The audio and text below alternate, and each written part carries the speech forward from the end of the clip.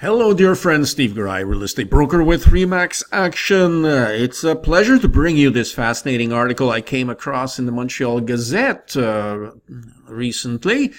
And the author asks, Montreal real estate, why buy? Rent goes up, mortgage goes down. Montreal has the cheapest rent of all major cities and perhaps not coincidentally also the lowest rate of home ownership, writes Brianna Tompkinson. Which was a special to the Montreal Gazette, and it was updated the 28th of December 2018.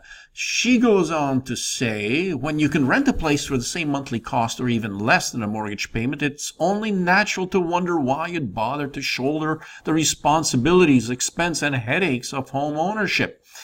Montreal has the cheapest rents of all major Canadian cities and perhaps not coincidentally also the lowest rate of home ownership. In the 2016 census, just over 55% of Montrealers said they own their home, compared with almost 68% of people in the rest of Canada.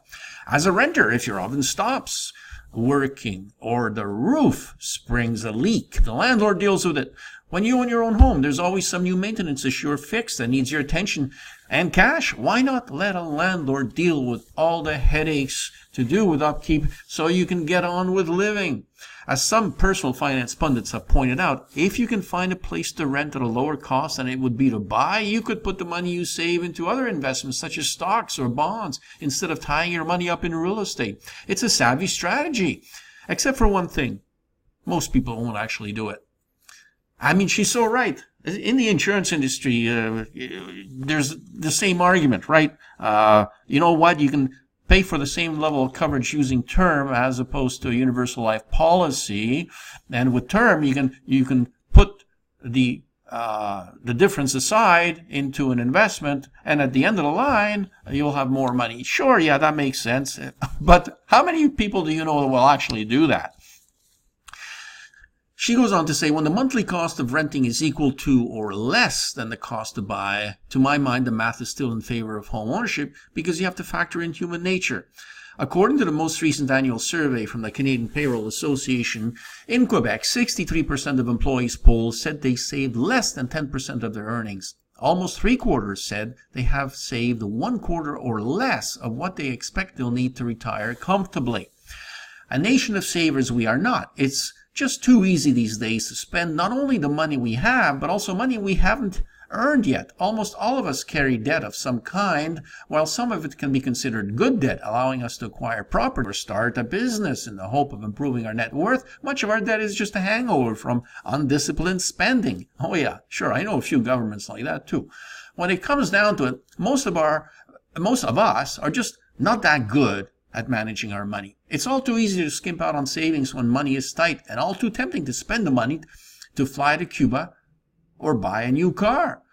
But even when we struggle to save, we do all we can to ensure we keep a roof over our heads. If you can scrape together a down payment and buy a home, even the most financially feckless of us can slowly build equity over time as long as the mortgage keeps getting paid. Of course, like any investment, there is no guarantee you'll sell for more than what you paid. The value of a home can go down as well as up. But if you can hold on to it long enough, the odds are pretty good you'll end up selling your property for more than you paid for it. And she's right. In addition to being an easy way to sock away money without thinking about it, investing in your home comes with a massive advantage over other investments. If you do make a profit when you sell, it is not taxed as a capital gain if it is your principal residence. She's also correct in this. Of course, if you make a capital gain in the stock market outside of your registered portfolio, you will have to include 50% of the gain in your annual income, and that gain will be taxed at your highest marginal rate. She goes on to say, for me, the final clincher is this. You have to live somewhere, and that somewhere is going to cost you money. You can pay a landlord or you can pay the bank. One thing's for sure, your rent will almost certainly go up over time. Your mortgage, on the other hand, will one day be paid off. So indeed, and I would add that paying rent is, well, you're paying someone else's mortgage, aren't you? And there's also one additional point I'd like to make, and that is the quality of life issue. In that when you own your own home, I mean, it comes with a sense of pride in your ownership, and its upkeep Well, it's up to you to ensure that it is well maintained. And if it's not, well, there's only you to blame in most cases. So I'd like to show you that what she was saying about home ownership is actually correct, because if you look at the Quebec Federation of Real Estate Brokers third quarter 2018 statistics, so this is recent, the proportion of renters to proportion of owners shows that 55.7% are owners compared to renters. So, her survey that was taken, I think she said 2016, it's still very accurate. Just to give you a sense also regarding the prices in the Montreal metropolitan area for single-family homes, the median is $491,500, and that's up a whopping 8%. I mean, these are stock market returns. Well, we'd be lucky if we have that these days. Without the same level of volatility, I might add. Median price of condominiums for the island of Montreal also up 8% to $325,000. Now, keep in mind, of course, as you may have heard me say often, real estate is highly regional.